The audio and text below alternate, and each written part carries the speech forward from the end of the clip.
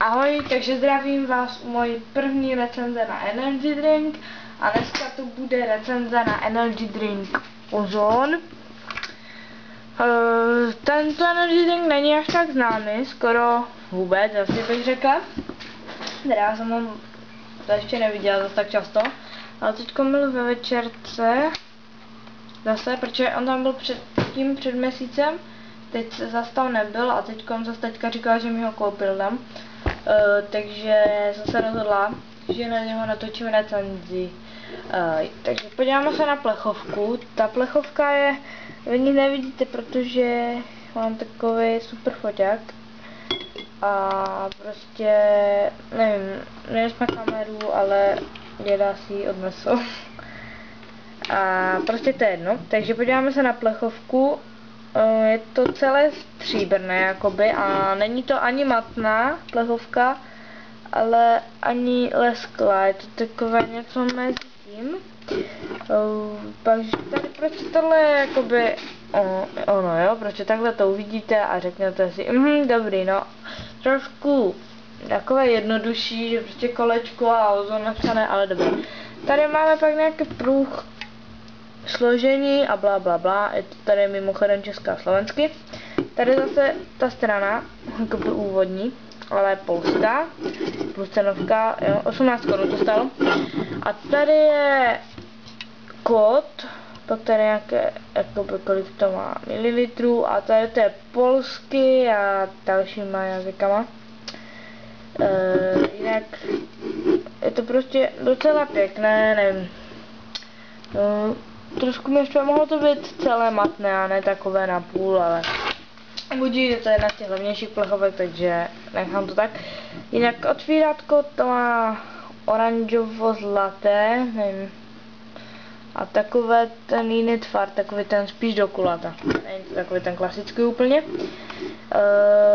Takže známku bych dala od 1 do 5 jako ve škole, dejme tomu 2-, protože moc se mi to nelíbí to složení, já to tam nemám rada, nejlepší doby to tam vůbec na plechovkách nebylo, já vím, že to tam musí být, ale prostě to tak kazí ten dojem.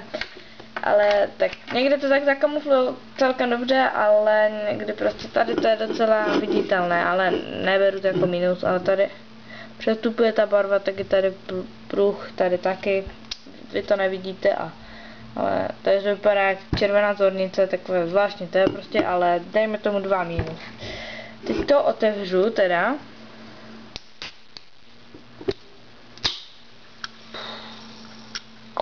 Kouříce, tak já si čuchnu.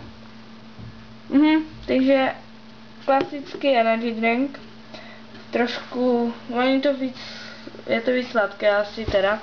Já už jsem ho měla, ale docela nevím, kde jsem ho měla, ale už jsem trošku zapomněla jak chutná, takže podíváme se na barvu. Pění to se. Krásně zase zlatavá. No, perlivé to docela je. Vy to vidíte víc, tak počká. Jo, je to takhle zlaté. A Jim Beam sklenička, takže teď to ochutnám.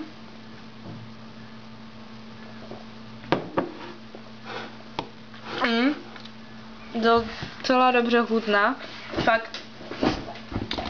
Je to takové něco, nevím jak k čemu to přirovnat, vlastně. Dobře, odrážíme se od Red Bullu. Má to podobnou chuť jako Red Bull, akorát je to podstatně sladší, teda aspoň mi přijde. A to mi chutná víc ty sladší energy drinky než takové ty hořké. Já vím, že to pak jako je ten kofein na to, takže to má větší účinky a takové ty věci. Ale víc mi chutnají ty sladké energy drinky. A ty ochucené mi taky docela chutnají než takové ty, ale tak samozřejmě si dám i ty hořké. Ale tady tenhle energy drink je vážně chuťově dobrý, takže dávám tomu 1-, takže plechovka, chuť a vůni do toho nebudu počítat, takže průměrově 1 až 2, jo, prostě je to jeden z lepších, levnějších energy drinků, takže vlastně bych vám ho mohla doporučit. Mě osobně chutná plechovka, Tahle chutka prostě obyčejnější, ale kdo sbírá, tak určitě do sbírky se hodí, no každá. A nevím, mně se zdá, že to je docela v klidu, takže rozloučím se s váma a naschle.